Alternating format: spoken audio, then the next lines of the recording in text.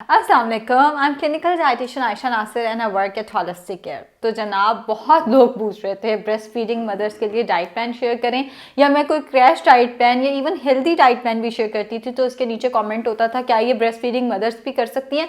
वैसे breast feeding mother's पे diet plan बना हुआ था, थोड़ा सा ढूंढने की ज़रूरत थी, बना हुआ है, लेकिन मैंने कहा मैं दोबारा से एक दफ़ा शेयर कर दूं कि ब्रेस्ट फीडिंग मदर्स के लिए क्या डाइट प्लान होना चाहिए। प्री ब्रेकफास्ट से मैं स्टार्ट करी हूँ। सारा कुछ मैं नहीं लिख सकी क्योंकि बोर्ड थोड़ा सा छोटा था। मेरी राइटिंग आज पता नहीं क्यों मैंने बहुत बड़ा बड़ा करके लिखा है, तो क्वांटिटी मैंने नहीं लिखी, लेकिन मैंने मोटे मोटे जो पॉइंट्स थे वो लिख दिए हैं। प्री ब्रेकफास्ट होगा ज़ीरा प्लस सौंफ वाटर। एक चुटकी सफ़ेद ज़ीरा ले लें और एक चाय का चम्मच सौंफ ले लें। जितना पानी आपने पूरे दिन में पीना है उसमें भिगो के रख दें, चाहे वो 8 ग्लास है, चाहे वो 10 ग्लास है, चाहे वो 12 ग्लास है। कम से कम 8 ग्लास तो पानी पीना चाहिए। तो 8 ग्लास से लेकर 12 ग्लास जितना पानी आप पीना चाहते हैं उसमें आपने एक चुटकी ज़ीरा और एक चाय का चम्मच सौंफ भिगो के रख देना है। 1 ग्लास एम्प्टी स्टमक पीना है, बाकी थोड़ा थोड़ा करके पूरे दिन में फिनिश करना है। जो ज़ीरा है और जो सौंफ है, दोनों चीज़ें फीड बढ़ाती हैं और दोनों चीज़ें जो हैं वो बहुत हेल्पफुल हैं ब्रेस्ट फीडिंग मदर्स के लिए। तो दोनों में से ज़ीरा मैंने ज़्यादा इसलिए नहीं रखा कि ज़ीरा जो है वो कुछ केसेस में जैसे ब्लड प्रेशर हाई कर सकता है या चक्कर आ सकते हैं ज़ीरे के ज़्यादा इस्तेमाल से, तो ज़ीरा मैंने कम रखा है, सौंफ ज़रा मैंने ज़्यादा कर दिया है। आपको अगर ज़ीरा सूट करता है तो आप 1/4 चाय का चम्मच से लेके 1 चाय का चम्मच तक ज़ीरा इस्तेमाल कर सकते हैं अगर आपको वो सूट करता है, और 1 चाय का चम्मच सौंफ तो उतनी रहेगी। ब्रेकफास्ट होगा 4 टेबलस्पून ओट्स या बार्ले या ट्रू वीटामिक्स, 4 खाने के चम्मच जौ या जई। ओट्स और जौ एक चीज़ नहीं है, मैं भी ये गलती करती थी। मुझे भी लगता था कि ओट्स का मतलब है जौ का दलिया, नहीं, ओट्स का मतलब है जई का दलिया, बार्ले का मतलब है जौ का दलिया। तो 4 खाने के चम्मच ओट्स या बार्ले या एक सीरियल आता है वीटाबिक्स, प्लेन लेना है, चॉकलेट वाला नहीं लेना। 2 वीटाबिक्स के बिस्किट। तो तीनों में से कोई भी चीज़, जैसे अब कोई वर्किंग लेडी है उसके लिए मुश्किल है कि वो सुबह उठ के दलिया बनाए, तो वो 2 वीटाबिक्स का इस्तेमाल कर सकती है। 4 टेबलस्पून ओट्स या बार्ले पानी में पकाना है, जब वो पक जाए उसके अंदर 1 कप लो फैट मिल्क शामिल कर देना है। और वीटाबिक्स वो तो बनी बनाई चीज़ है क्योंकि वो सीरियल है, वो वैसे ही आपने बॉल में डाल के उसके अंदर 1 कप लो फैट मिल्क शामिल कर देना है। उसके अंदर आपने 1 टीस्पून हनी, कोई अच्छे ब्रांड का खालिस हनी इस्तेमाल करना है। किसी भी नकली चीज़ का इस्तेमाल नहीं करना। अगर नकली चीज़ अलाउड होती तो मैं आपको चीनी अलाउड कर देती, यहाँ पे चीनी ही अलाउ कर देती। यहाँ पे किसी भी अच्छे ब्रांड का, जैसे चिल्टन हो गया या किसी ब्रांड का जिस पे आपको ट्रस्ट है, अच्छा शहद इस्तेमाल करना है। अगर शहद नहीं है तो फिर आपने इसकी जगह पे 1 चाय का चम्मच शक्कर दलिये में डालकर इस्तेमाल कर लेनी है। स्नैक होगा चाय। नाश्ते के कम से कम 1 घंटे बाद 1 कप चाय का इस्तेमाल करना है। कम से कम दूध बगैर चीनी के चाय होनी चाहिए। मैंने पिछले दिनों वीडियो लगाई कॉफ़ी के इस्तेमाल पे, और एक कमेंट आया हुआ था मुझे, मेरे मैनेजर ने पढ़ के सुनाया, झूठी, हम तो पानी की जगह भी कॉफ़ी पी रहे हैं, हमारा वजन तो कम नहीं हो रहा। पानी की जगह कॉफ़ी नहीं पीनी। डिहाइड्रेशन अगर हो जाएगी तो वेट लॉस कभी भी नहीं होगा। इसलिए पानी के इस्तेमाल पे हम बहुत फोकस करते हैं, पानी का इस्तेमाल करें, पानी का इस्तेमाल करें। और कॉफ़ी में भी अगर आप या चाय में भी अगर आप दूध ज़्यादा डालेंगे तो वेट लॉस नहीं होगा। इसी तरह एक और कमेंट था कि आप गलत इन्फॉर्मेशन दे रही हैं, शायद कुछ इस तरह का, और उस पर लिखा हुआ था कि दूध के अपने फ़वायद हैं। उसी वीडियो को गौर से सुने तो मैंने उसमें कहा है दूध वैसे पी लिया करें, चाय और कॉफ़ी में डाल के लेने से इसकी अफादियत ख़त्म हो जाती है। तो चाय आप पिए, लेकिन दूध कम से कम, दूध वैसे आ गया ना नाश्ते में, दूध वैसे पी लें। चाय में डालने से या कॉफ़ी के साथ लेने से इसकी अफादियत कम हो जाती है। तो स्नैक में चाय, जो कि नाश्ते के 1 घंटे बाद कम से कम होना चाहिए। कम से कम दूध बगैर चीनी के, चाय का शरबत नहीं घोलना प्लीज़, कम से कम दूध बगैर चीनी के। स्नैक में एक फल। अगर आप वेट लॉस की कोशिश कर रहे हैं तो केला मना है। अगर गर्मियों में आप ये वीडियो देख रहे हैं तो अंगूर और आम भी मना है। अगर आप इस मौसम में देख रहे हैं तो सिर्फ केला मना है, बाकी ऑरेंज, एप्पल, अनार, अमरूद, सेब सब कुछ आप इस्तेमाल कर सकते हैं। एक छोटी कटोरी में जितना पपाया आता है वो भी इस्तेमाल कर सकते हैं। उसके बाद लंच होगा सैलड प्लस चपाती या राइस प्लस सालन। ज़्यादा सारा सैलड, कच्ची सब्जियां होनी चाहिए, कुछ भी पका के नहीं डालना उसके अंदर, कोई भी कॉर्न नहीं आएगी, कोई भी चिकपीस वगैरह कुछ नहीं आएंगे, कच्ची सब्जियों का सलाद प्लस चपाती।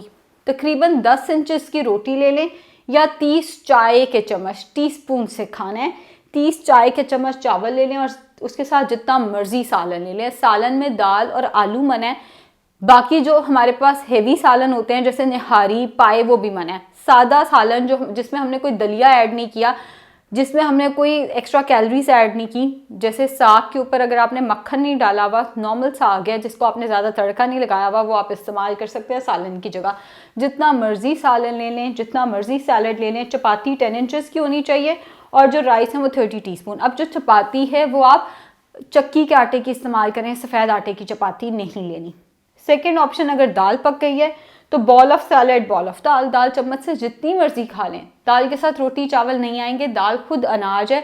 अक्सर लोग पूछते हैं आप दाल चावल के साथ मना क्यों करती हैं, आप दाल रोटी के साथ क्यों मना करती हैं? तो जनाब दोनों अनाज हैं, दो ग्रेन्स आप इकट्ठे जब भी लेंगे हमारा वजन बढ़ेगा। बेसन की हम रोटी खाते हैं, बेसन किस चीज़ से बनता है? दाल से ही बनता है ना। मल्टीग्रेन आटे में भी दालें डलती हैं, तो दाल इटसेल्फ खुद ग्रेन है। दाल के साथ कोई भी दूसरा ग्रेन जैसे गंदम, जौ या चावल वगैरह नहीं आएंगे। दाल चम्मच से खानी है, इसके अंदर कार्बोहाइड्रेट प्लस प्रोटीन दोनों चीज़ें हैं। फिर स्नैक, यहाँ पे फ्रूट्स नट्स भी हो सकते थे, वैसे नट्स। तो यहाँ पे एक फल, जैसे मैंने बताया वेट लॉस की कोशिश कर रहे हैं तो केला नहीं खाना, बाकी कोई भी एक फल ले लें, या हैंडफुल ऑफ मिक्स नट्स, एक मुट्ठी में जितने नट्स आसानी से आते हैं एक एक दाना करके खाना है। मुट्ठी डायरेक्ट मुंह में नहीं डाल लेनी, वरना तो आप 1 मिनट में अपना स्नैक खत्म कर लेंगे और फिर कहेंगे कि अब मैं क्या खाऊं दोबारा। डिनर होना चाहिए सैलेड प्लस प्रोटीन। जगह थोड़ी थी इसलिए मैंने ज़्यादा डिटेल में नहीं लिखा।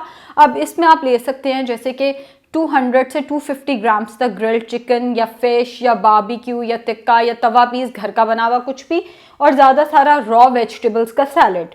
बेड टाइम पे दूध, अगर आप बेड टाइम पे दूध नहीं पीना चाहते तो आप इसी प्रोटीन के साथ 1 कप रायता खा लें, यानी कि बारबेक्यू के साथ 1 cup raita as a dip ले लें। केचप नहीं अलाउड, किसी किस्म की कोई सॉस नहीं allowed. Every sauce is high in sugar, high in salt, तो किसी किस्म का सॉस इस्तेमाल नहीं करनी। इसी मिल्क को, अगर आपने बेड टाइम पे दूध इस्तेमाल नहीं करना, बहुत सारे लोग नहीं कर सकते, गैस का मसला है, तेजाबियत का मसला है, तो आप यहाँ पे 1 कप रायते का इस्तेमाल कर लें, एज अ डिप इस्तेमाल करना है। उसमें चीनी डाल के उस दही का इस्तेमाल नहीं कर लेना। थोड़ा सा पुदीना डाला जा सकता है, ज़ीरा डाला जा सकता है, लेकिन उसमें आपने वो मीठा कुछ भी नहीं डालना। अगर आपको वैसे गैस का मसला और बेड टाइम पे दूध भी लेना चाहते हैं तो उसमें थोड़ी सी सौंफ उबाल के इस्तेमाल कर लें, थोड़ी सी इलायची उबाल के इस्तेमाल कर लें, वो फीड को भी बढ़ा देगा और गैस का मसला भी काफ़ी हद तक जो है वो रुक जाएगा अगर आप सौंफ उसमें उबाल के इस्तेमाल करते हैं। तो जनाब ये हो गया डाइट प्लान। अब इसके साथ अगर तो सी सेक्शन हुआ है और डॉक्टर ने आपको मना किया हुआ फिजिकल एक्टिविटी से, तो समझ आती है आप हल्की फुल्की वॉक कर लें। लेकिन अगर आपके सी सेक्शन को टाइम गुजर गया और डॉक्टर ने आपको फिजिकल एक्टिविटी अलाउ कर दी है तो आधा घंटा वॉक करनी है डिनर से पहले। इस स्पीड पे वॉक करनी है कि आपकी हार्ट बीट तेज़ हो।